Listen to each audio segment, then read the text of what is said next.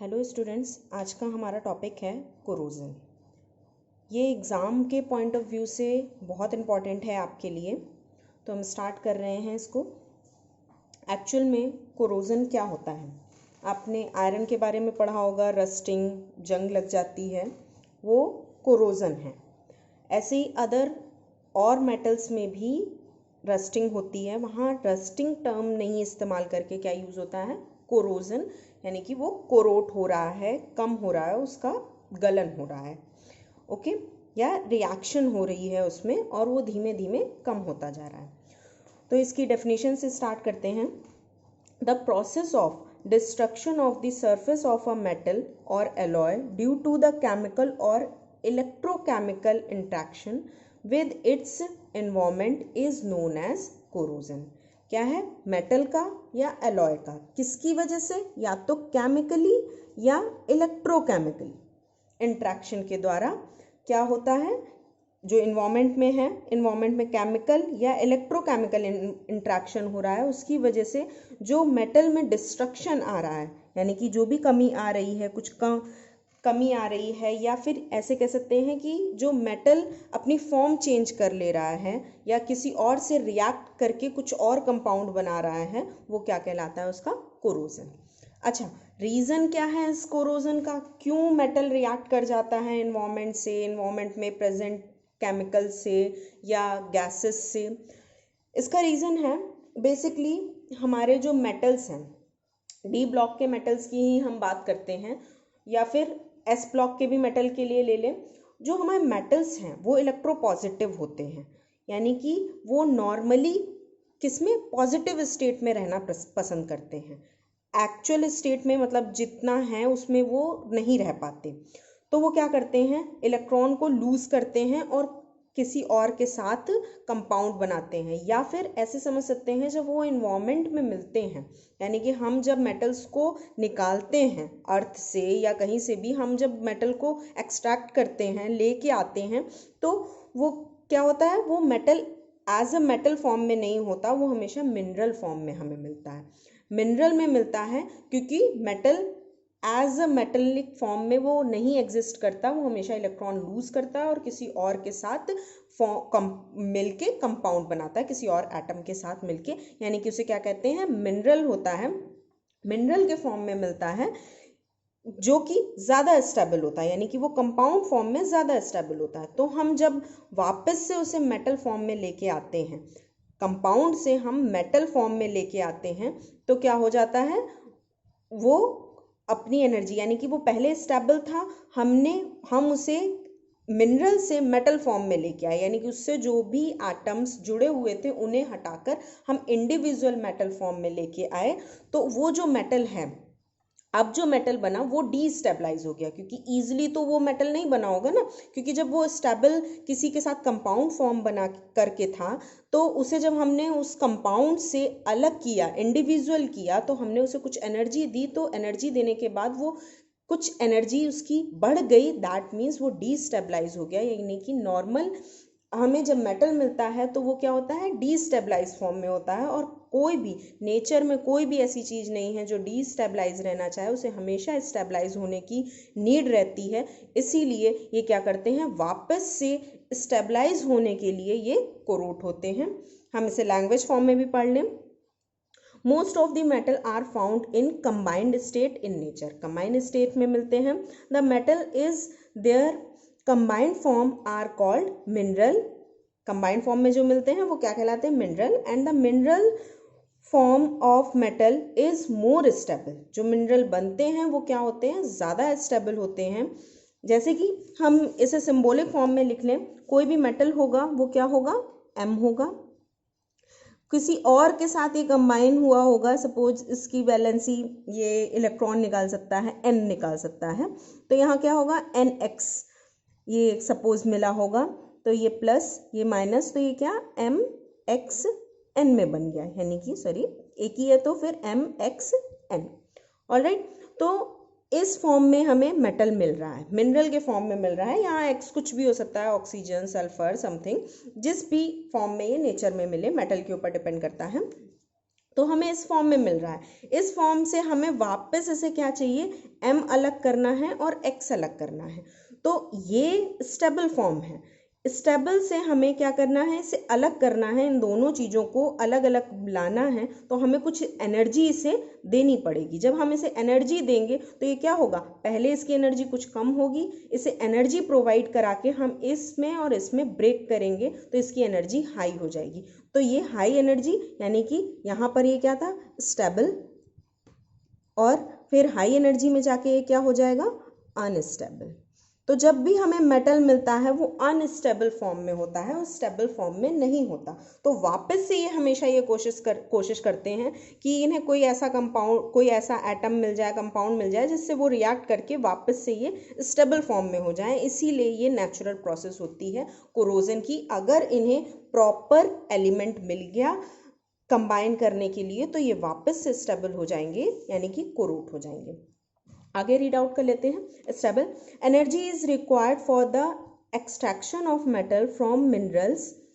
Energy चाहिए mineral से हमें क्या कहते हैं, मेटल को एक्सट्रैक्ट करने के लिए। That is metals are in high energy. Metal किस में चले गए, हाई एनर्जी स्टेट में, as compare to the mineral. जो मिनरल थे, जो हमारे मिनरल थे उसके कंपेयर में ये किस में चले गए, हाई एनर्जी में चले गए, यानी अनस्टेबल हो गए। The metals have a tendency to get convert into more stable minerals form। तो ये किसमें, मोर, वापस से ये किसमें जाने की कोशिश करेंगे, अपने से ज़्यादा स्टेबल मिनरल फॉर्म में जाने की कोशिश करेंगे। So the metal react with different gases, जो भी गैसेस हैं अलग अलग तरह की, उससे रिएक्ट करेंगे present in the atmosphere and corrosion take place. और क्या होगा, कोरोजन अपने आप ही हो जाएगा। तो कुछ फैक्टर्स होते हैं, फैक्टर्स अफेक्टिंग द कोरोजन, जिसकी वजह से कोरोजन बढ़ता है या घटता है। जैसे कि नंबर फर्स्ट है एसिडिक मीडियम। एसिडिक मीडियम, जब भी हम एसिड होगा, प्रेजेंस होगी एसिड की, तो डेफिनेटली क्या होगा, कोरोजन ज़्यादा ही होगा, रेट हमेशा कोरोजन का ज़्यादा हो जाएगा। इफेक्ट ऑफ टेम्परेचर, टेम्परेचर का क्या इफेक्ट पड़ता है, टेम्परेचर यानी कि हम एनर्जी प्रोवाइड करा रहे हैं। हम जब भी मेटल को एनर्जी प्रोवाइड करा रहे हैं, मेटल फॉर्म में है, मेटल है, ऑलरेडी अनस्टेबल है, और प्लस हम इसे कुछ एनर्जी और दे दें, यानी कि ये और अनस्टेबल हो जाएगा, यानी कि ये और ज़्यादा कोशिश करेगा किसकी, स्टेबल फॉर्म में जाने की, यानी कि कोरोजन और बढ़ेगा। Alright, next, nature of metallic surface. Metallic surface का क्या प्रभाव पड़ता है, क्या, अगर मेटालिक सरफेस सपोज रफ है या स्मूथ है, स्मूथ मेटालिक सरफेस पे क्या होगा, यहीं पर थोड़ा कोरोजन हो जाएगा। लेकिन रफ मेटालिक सरफेस पे ज़्यादा चांसेस होते हैं बहुत ज़्यादा कोरोजन होने के, क्योंकि ये रफ है। यहाँ पर तो एक बार कोरोजन हो गई, एक मोटी लेयर हो गई, तो शायद थोड़ी देर बाद ये कोरोजन बंद हो जाए, क्योंकि नीचे की लेयर एज इट इज़ है ये बंद हो गई। लेकिन जब रफ मेटालिक सरफेस होती है तब क्या होगा, कोरोजन और ज़्यादा होता रहता है, वहाँ पर होल्स रह ही जाएंगे, जिससे कोरोजन कॉन्टीन्यूस चलता रहेगा, यानी कि इससे भी कोरोजन का रेट बढ़ता है अगर रफ है। यानी कि मेटालिक सरफेस पे भी डिपेंड करता है, अच्छी है, अगर स्मूथ है तो कम होगा और रफ है तो ज़्यादा होगा। प्योरिटी ऑफ मेटल, मेटल कितना प्योर है। अगर हमारा मेटल प्योर है, बिल्कुल प्योरेस्ट फॉर्म में है, तो चांसेस क्या होंगे, मेटल के कम होंगे, क्योंकि वो प्योरेस्ट फॉर्म में, उसके पास और कोई एलिमेंट तो है नहीं। लेकिन अगर वो इम्प्योर होगा, उसमें कोई और एक्सट्रैक्शन के दौरान कोई और एलिमेंट्स भी उसमें मिल गए होंगे, तो यानी कि ये जो भी एलिमेंट्स इस मेटल में एक्सट्रैक्शन के दौरान मिले होंगे, सपोज एक्स वाई जेड कुछ भी एलिमेंट अगर मिला होगा, तो क्या होगा, पॉसिबिलिटी होगी कि इन्वायरमेंट से जो गैसेस आ रही हैं, कोई गैस आ रही है, वो रिएक्ट करने से पहले ये खुद भी रिएक्ट कर जाए, तो इसका रिएक्शन रेट और बढ़ जाएगा अगर इम्प्योरिटी होगी। दैट मीन्स इम्प्योर मेटल होगा तो ज़्यादा उसमें कोरोजन के चांसेस होते हैं, जितना अच्छा मेटल, प्योर मेटल होगा, उसमें कोरोजन के चांसेस कम हो जाते हैं। नेक्स्ट है presence of oxidizing substance. Oxidizing substance के प्रेजेंस में क्या होता है, oxygen and oxidizing substance effect corrosion in the following 2 ways. ये 2 तरीके से हो सकता है। क्या होता है, या तो ये कोरोजन एक लेयर फॉर्म में बना दे। ऑक्सीडाइजिंग सब्सटेंस की बात हो रही है, हमेशा ऑक्सीडाइजिंग के लिए कह रहे हैं, बाकी सबके लिए नहीं कह रहे। ऑक्सीडाइजिंग सब्सटेंस अगर ये लेयर बना देता है, फॉर्म कर देता है लेयर का, तो फिर हमने अभी जैसे बताया था स्मूथ लेयर है, ये तो मेटल की सरफेस होगी, लेकिन ऑक्सीडाइजिंग सब्सटेंस भी ये काम कर सकता है, रफ भी हो लेकिन एक अच्छी सी लेयर बना दे, स्मूथ लेयर बना दे, तो क्या होगा फिर उसके बाद मेटल अनअवेलेबल हो जाएगा, यानी कि मेटल हमें नहीं मिल पाएगा। उसके ऊपर एक पतली सी लेयर या मोटी लेयर बन गई किसकी, ऑक्सीडाइजिंग सब्सटेंस की। तब क्या होगा, थोड़ी देर बाद कोरोजन रुक जाएगा और आगे काम नहीं करेगा, या फिर ऐसे कह सकते हैं ये एज अ प्रोटेक्टिंग लेयर भी काम करता है। एक तो वे ये हो गया।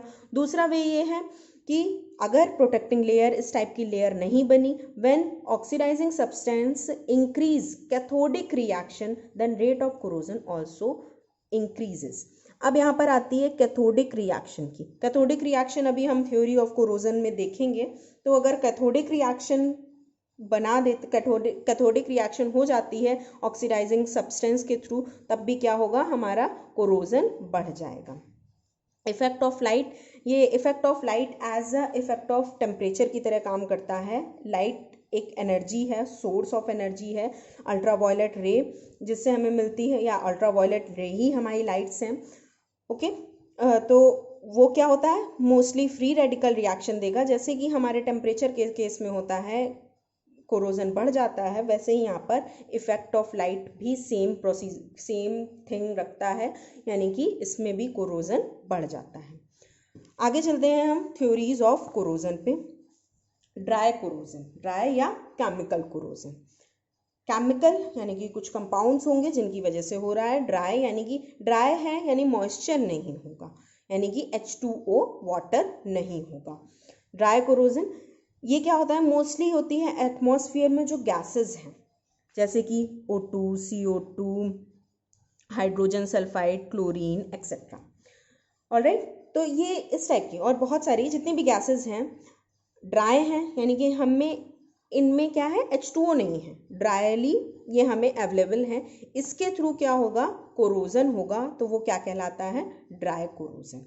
जैसे कि हम एक सिंबॉलिक लेके हम इसको डिस्क्राइब कर सकते हैं। मेटल, हमने M लिया है मेटल के लिए, किसी भी जनरल मेटल के लिए हम रिएक्शन फॉर्म कर रहे हैं।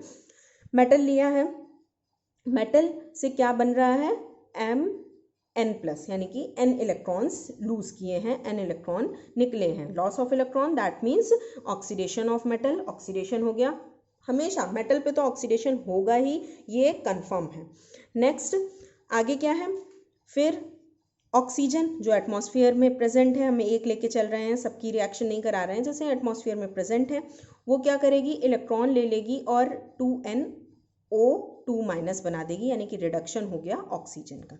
अब ये रिएक्ट करके क्या बना लेंगे, मेटल ऑक्साइड का फॉर्म कर लेंगे, दैट मीन्स यहाँ पर कोरोजन हो गया। मेटल अब इंडिविजुअल मेटालिक स्टेट में नहीं रहा, ये मेटल ऑक्साइड यानी कि एक कंपाउंड बन गया, दैट इज कोरोजन एटमॉस्फेयर के द्वारा in a dry condition with a chemical complete हो गया।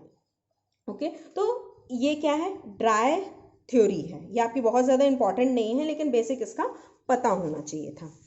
ऑलराइट, आगे बढ़ते हैं इलेक्ट्रोकेमिकल थ्योरी पे। इलेक्ट्रोकेमिकल थ्योरी ये इंपॉर्टेंट है आपकी एग्जामिनेशन प्रोस्पेक्ट से, आपकी इलेक्ट्रोकेमिकल थ्योरी बहुत इंपॉर्टेंट है, तो इसे बहुत ध्यान से पढ़िएगा। क्या होता है, ये थ्योरी हमें नर्स ने दी थी 1889 में, और क्या कहा, इन्होंने कहा कि जो भी मेटल हैं, वो मेटल पे जो कोरोजन होता है वो किसकी वजह से होता है, क्योंकि वहाँ पर इलेक्ट्रोकेमिकल सेल टाइप की मैकेनिज्म फॉलो हो जाती है, यानी कि इलेक्ट्रोकेमिकल सेल टाइप का क्रिएट हो जाता है। सेल मतलब हमने जैसे पढ़ा था गैल्वेनिक सेल, उसी को इलेक्ट्रोकेमिकल सेल कहते हैं। तो मतलब एक पूरा 2 कंटेनर इस तरीके से नहीं हो जाता, मतलब वो जो रिएक्शन है वो उस टाइप की होती हैं जैसे इलेक्ट्रोकेमिकल सेल में होती है। ऑलराइट, जैसे according to this theory, corrosion of metal occurs due to the formation of electrochemical cell when metals come in contact with air and moisture or any liquid. यानी कि एज ए इलेक्ट्रोकेमिकल सेल में एक और चीज़ हमें ध्यान रखनी है, cell की बात कर रहे हैं यानी कि वहाँ पर मॉइस्चर होगा, इसीलिए इसे हम वेट थ्योरी भी कहते हैं। ड्राई थ्योरी में क्या था, वहाँ मॉइस्चर नहीं था, यहाँ मॉइस्चर होगा या फिर पूरा का पूरा इलेक्ट्रोलाइट यानी कि पूरा हमने डिप कर रखा होगा, इस टाइप की कंडीशन होगी, तभी वो क्या होगी, इलेक्ट्रोकेमिकल थ्योरी या वेट थ्योरी होगी। ये ड्राई कंडीशन में बिल्कुल नहीं है।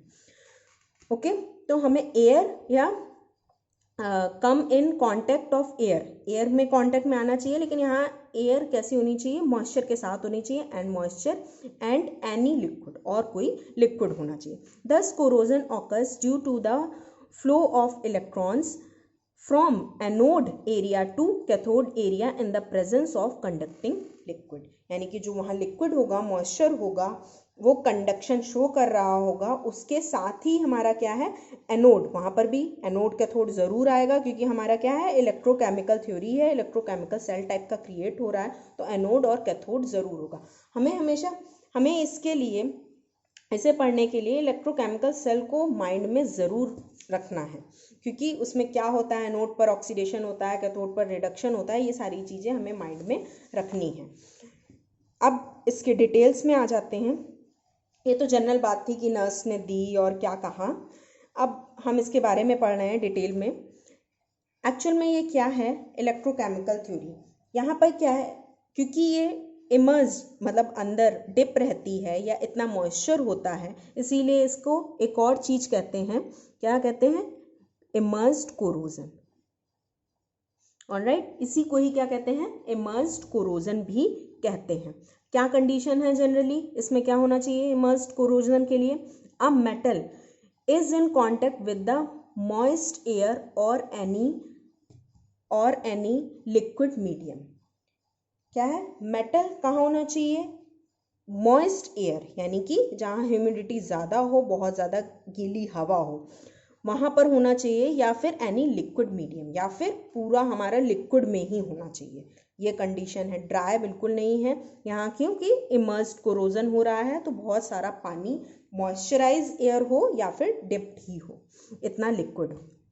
व्हेन टू डिफरेंट मेटल्स, या फिर एक तो ये कंडीशन हो गई, या फिर एक ये हो सकती है व्हेन टू डिफरेंट मेटल्स, यानी कि दो अलग अलग टाइप के मेटल हो, और alloy in contact with the solution, या तो मेटल डिफरेंट टाइप के हों या एलॉय हों डिफरेंट टाइप के, दो होने चाहिए, बेसिकली क्या है, दो होने चाहिए। जैसे कि हमने इलेक्ट्रोकेमिकल सेल में पढ़े थे, दो अलग अलग टाइप के मेटल डाले थे, लेकिन ऐसा ज़रूरी नहीं है कि दो मेटल ही हो तभी होगा, एक सिंगल मेटल से भी काम होगा, लेकिन उसके लिए ये वाली कंडीशन अप्लाई होगी, दो मेटल हो तो ये वाली कंडीशन अप्लाई होगी।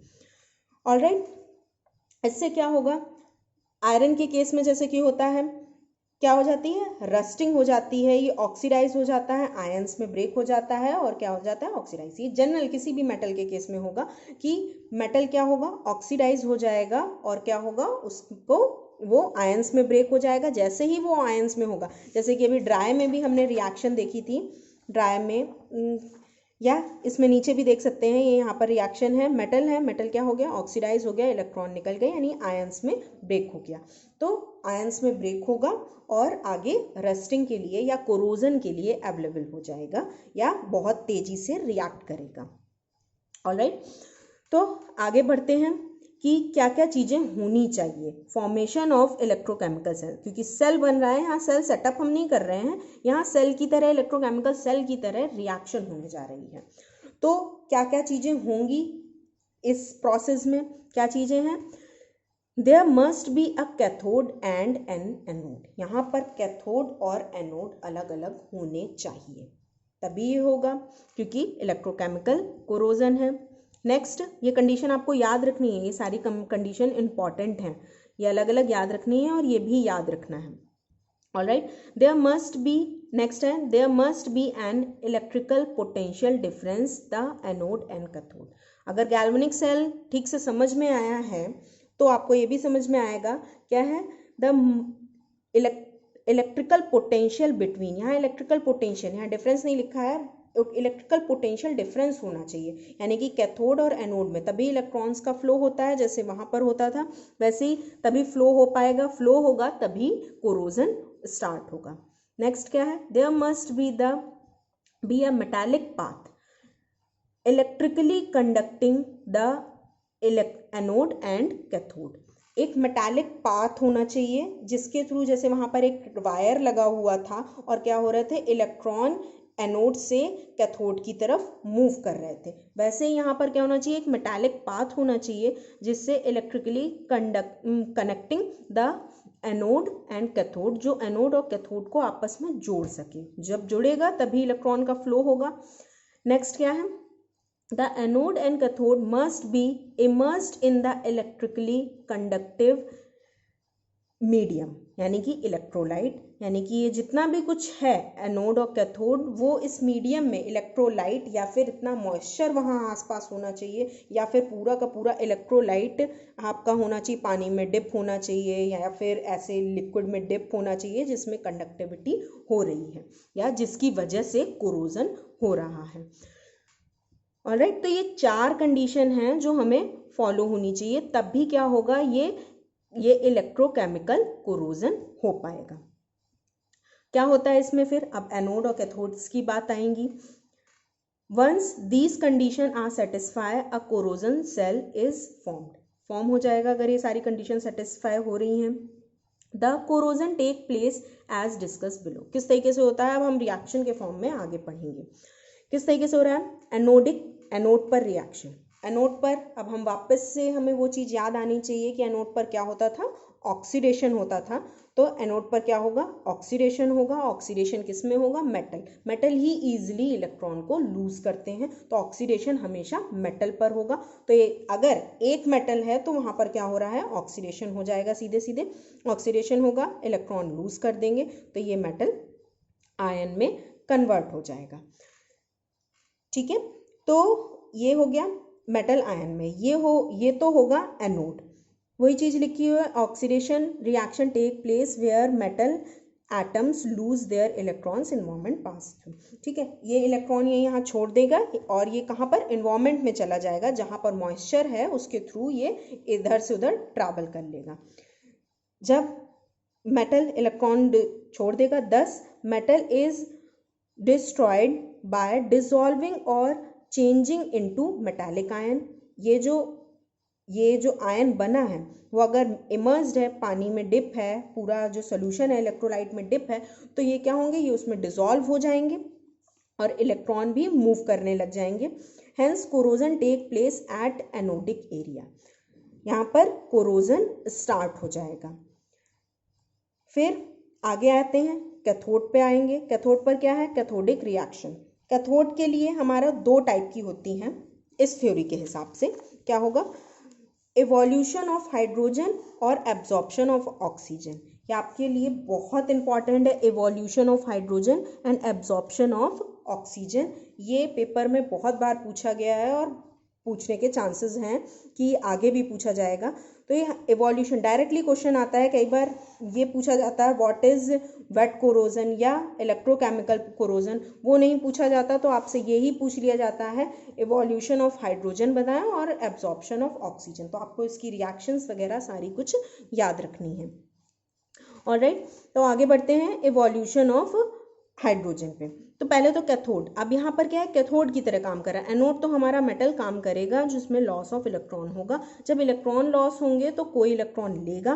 क्या है, the electron release in the anodic reaction are consumed in the reaction at the cathode. Cathode पर ही ये जाएंगी। Depending upon the nature of corrosive environment cathodic reaction में रिजल्ट इन। कैथोडिक रिएक्शन किस तरीके से होगी इसके आगे, वो क्या है, एक तो इवोल्यूशन ऑफ हाइड्रोजन के द्वारा या एब्जॉर्प्शन ऑफ ऑक्सीजन। यही 2 प्रोसेस हैं आपकी वेट कोरोजन में। तो इवोल्यूशन ऑफ हाइड्रोजन, हाइड्रोजन कहाँ से आता है, या तो फिर ये आता है वाटर के थ्रू या फिर आता है अगर एसिडिक मीडियम है। तो 2 तरीके से हाइड्रोजन हमें मिल सकता है, एसिडिक मीडियम में या एल्कलाइन या न्यूट्रल मीडियम में। एल्कलाइन न्यूट्रल मीडियम हमारा जनरली वाटर के थ्रू कहा जाता है और एसिडिक मीडियम आपका किसी भी एसिड से मिल सकता है। तो H+ दे रहे हैं तो वो एसिड है। तो इसमें क्या होती है, H+ इलेक्ट्रॉन ले लेगा और क्या बना देगा, H2 गैस का फॉर्मेशन हो जाएगा। इसी को क्या कहते हैं, evolution of hydrogen. Hydrogen gas का एवोल्यूशन हो गया, हाइड्रोजन गैस बन गई। अगर ये एल्कलाइन, ये कब है, ये तो आपका एसिडिक मीडियम है, एसिडिक मीडियम। अगर न्यूट्रल और एल्कलाइन मीडियम है तब क्या होगा, वाटर इलेक्ट्रॉन लेगा, H2 गैस बनाएगा और हाइड्रोक्साइड आयन का फॉर्मेशन कर देगा।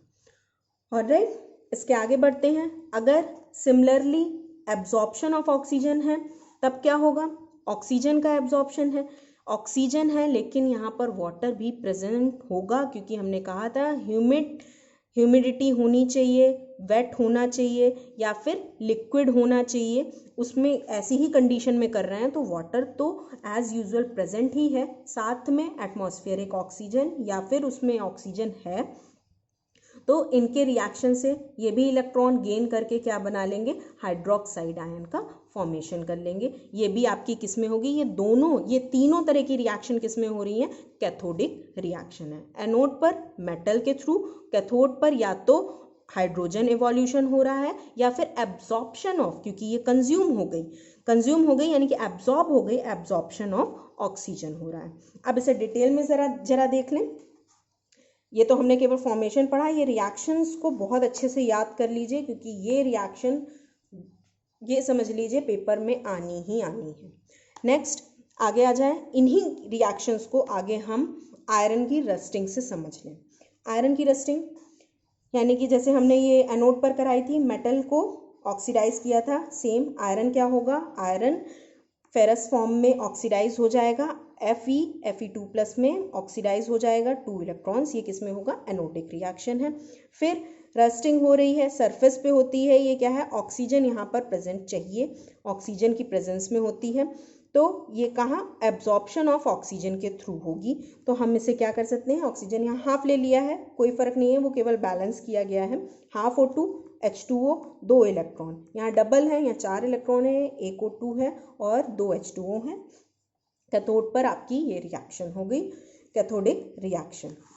ऑलराइट, आगे फिर क्या होता है, जब ये रिएक्शन हो गई, एनोड पर हो गई, कैथोड पर हो गई, अब क्या है, इलेक्ट्रॉन कहाँ से ट्रैवल करेंगे। अभी जो बात हो रही थी कि इलेक्ट्रॉन ट्रैवल करने चाहिए किसी मीडियम से, तो यहाँ पर क्या है, electron travel to cathode through the metallic surface and react with oxygen. यहाँ पर कैसे ट्रैवल करते हैं, मेटालिक सरफेस के थ्रू ही ये इलेक्ट्रॉन ट्रैवल करते हैं, यहाँ अलग से कोई वायर नहीं डाला जाता। जैसे हमने आयरन की कोई रॉड ले ली या आयरन का कोई क्यूब ले लिया, वहाँ पर क्या है, सरफेस है, सरफेस पे वाटर और ऑक्सीजन रिएक्ट किया, ये आयरन किस में, आयरन फेरस में ब्रेक हुआ और ये किस में, ये यहाँ पर ऑक्साइड में, हाइड्रोक्साइड में बन गया इलेक्ट्रॉन लेके। ये जैसे ही ब्रेक हुआ, इसने इलेक्ट्रॉन यहाँ ट्रांसफर किया और इसमें कन्वर्ट हो गया। ये इलेक्ट्रॉन सरफेस पे ही हो रहे हैं, तो बस आयरन से ये सरफेस पे तुरंत चले जाएंगे और क्या होगा, ये रिएक्शन हो जाएगी। तो सरफेस के थ्रू ही ये मीडियम यहाँ क्या है, सरफेस के थ्रू तुरंत वहाँ पर चले गए। आगे क्या होगा, आगे ये आयरन, अब इन दोनों की कंबाइंड रिएक्शन करा लें, आयरन 2+ में ब्रेक हो गया था और हाइड्रोक्साइड बन गया था, ये आपस में रिएक्ट करके ये आपस में जब रिएक्ट करेगा और क्या बना लेगा, फेरस हाइड्रोक्साइड का फॉर्मेशन करेगा, जो वहीं पर ही बना रहेगा। ऑलराइट, फिर अब ये एज इट इज़ ऐसे नहीं है, ये एक्चुअल रस्टिंग नहीं है, अभी आगे भी प्रोसेस है, ये आगे फर्दर ऑक्सीडाइज होती है। ये तो प्राइमरी कंपाउंड बन गया, लेकिन हम इसे रस्टिंग नहीं कहेंगे या कोरोजन, पूरा कोरोजन नहीं हुआ ये कह सकते हैं। आगे ये आगे भी ऑक्सीडाइज होगा, ऐसा हर एक मेटल में नहीं होता, यहाँ पर है, आगे ऑक्सीडाइज होगा, प्रोड्यूस इन ऑक्सीडाइज, वो आगे ऑक्सीडाइज होगा। फिर O2 सेम कैथोडिक रिएक्शन जो है, मतलब ये जो हमने कैथोड पर रिएक्शन की है वो ही ले रहे हैं, O2 + 2H2O, ये क्या बना लेगा, ये हमारा बना लेगा फेरिक ऑक्साइड बना लेगा, फेरिक ऑक्साइड का फॉर्म। अभी हमने यहाँ कहा था फेरस हाइड्रोक्साइड, यहाँ हमने OH को हाइड्रोक्साइड बोला था, लेकिन यहाँ पर क्या बोल रहे हैं, फेरिक ऑक्साइड। ऐसा क्यों, क्योंकि ये तुरंत ये इस फॉर्म में ना रह के ये इस फॉर्म में रहता है, Fe2O3.3H2O, ठीक है। तो ये इस फॉर्म में नहीं होता, ये हाइड्रोक्साइड फॉर्म में नहीं होता, ये ऑक्साइड में ही होता है, इसीलिए इसका नाम क्या है, फेरिक ऑक्साइड। इसका नाम है फेरिक ऑक्साइड। और इसका क्या नाम है, फेरस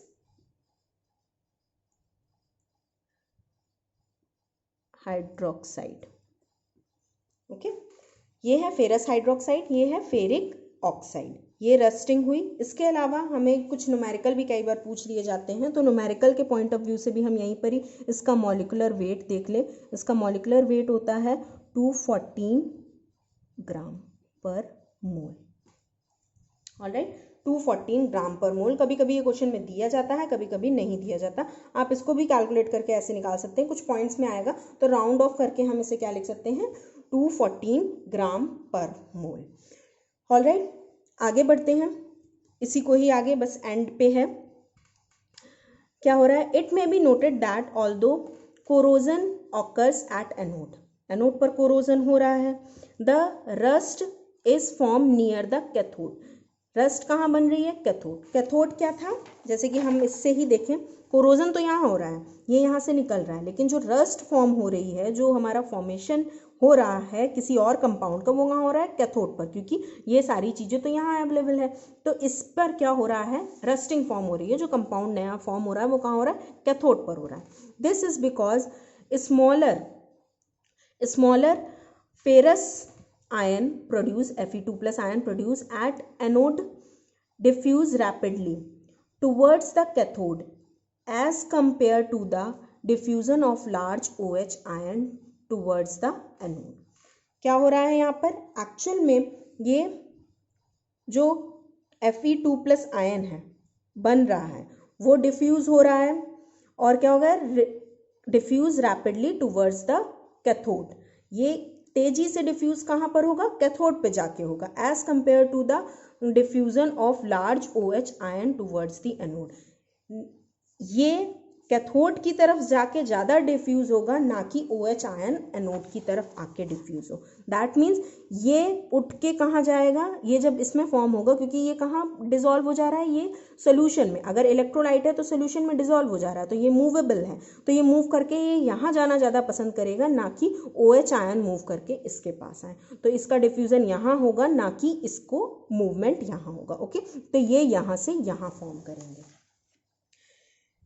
आगे लास्ट है हमारा टॉप, मतलब जो हम इलेक्ट्रोकेमिकल कोरोजन पढ़ रहे थे उसके बारे में, ये होता क्यों है, एक्चुअल में ये ऐसा हो क्यों रहा है वो देख रहे हैं।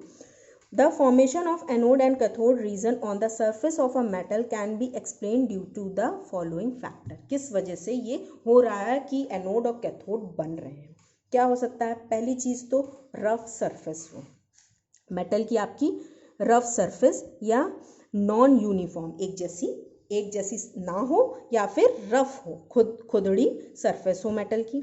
दूसरा क्या हो सकता है, presence of impurity in the bulk of metal, presence of impurity हो, जैसे कि हमने उसमें पढ़ा, अभी देखा था कि इम्प्यूरिटी की प्रेजेंस होनी चाहिए, यानी कि कुछ मेटल के अलावा और भी कोई एलिमेंट कंपाउंड्स उसमें होने चाहिए, तब मेटल में बल्क में, मतलब ऐसा नहीं कि बहुत कम परसेंट में हो या 0.00001% हो, इतना नहीं, मतलब अच्छे अमाउंट में अगर इम्प्यूरिटी है तो वो ज़्यादा से ज़्यादा इफेक्ट करेगी, कोरोजन की तरफ बढ़ाएगी। The impurity behave as a, किसकी तरह काम करती है, कैथोड की तरह काम करने लग जाती है, while the base metal act as a anode. हमें पता है मेटल हमेशा एनोड की तरह काम करता है, और इम्प्यूरिटी अगर प्रेजेंट है तो वो किसकी तरह, कैथोड की तरह काम करने लग जाएगी। आगे है difference in oxygen concentration among the metal surface.